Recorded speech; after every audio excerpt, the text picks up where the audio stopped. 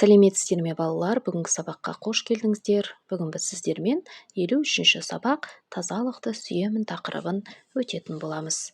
Бүгінгі сабақтағы бірінші тапсырма суреттерге қарап тазалық сақтау туралы әңгімеле. Мәтіннің тақырыбын тазалықты сақтау деп қойдық.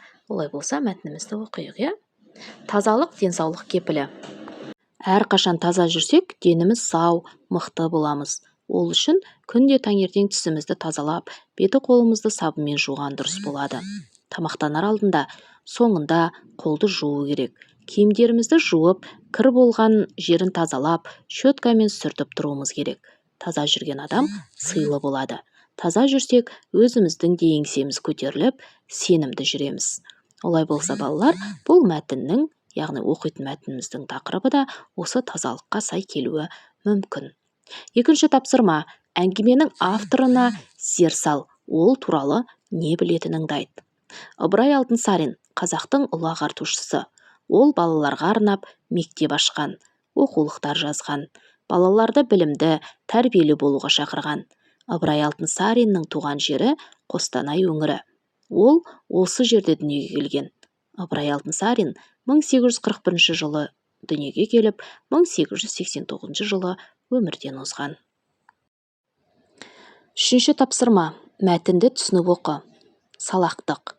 Кәрім деген өзі жұмысқа тәуір жігіт болса да, жуынып, кірсіз көйлек киіп, таза жүрумен ісі жоқ еді.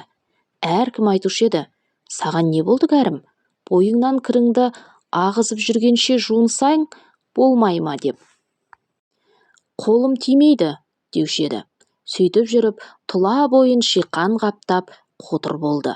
Осылайша құрысып, тырысып жатқанына таныстары: Кәрім, тым болмаса жұмасында бір моншаға түссең, не болмаса үйіңде сабынмен жуынуды әдет етсең, бұл бәлеге душар болмас едің дейді.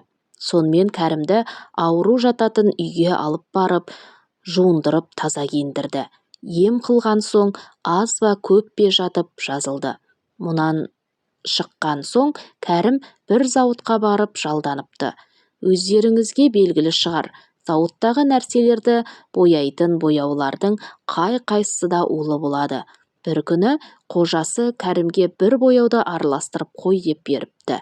Араластырып отырып, кәдімгі үйренген қалыбынша қолын жумастан барып тамаққа отырып нан жепті.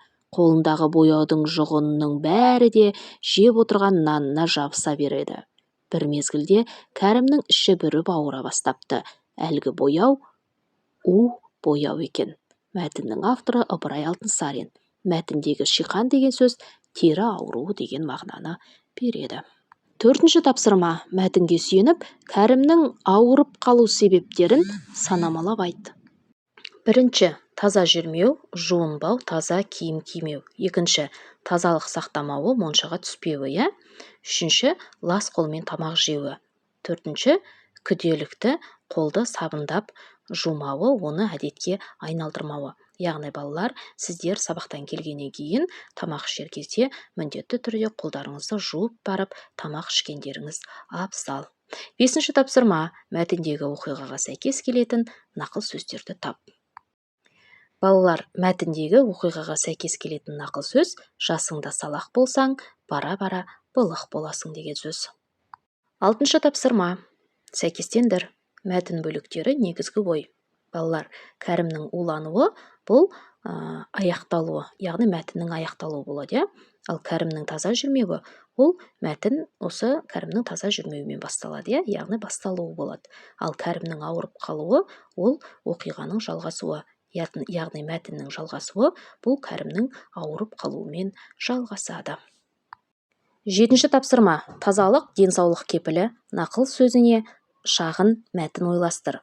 Таза жүрсең ауырмайсың. Ол үшін күнделікті суға түсіп, денемізді таза ұстауымыз керек. Кір қолмен тамақ жемей, әрқашан ас ішпес бұрын қолымызды жуып тұруымыз керек. Аптасына бір рет моншаға түсу керек.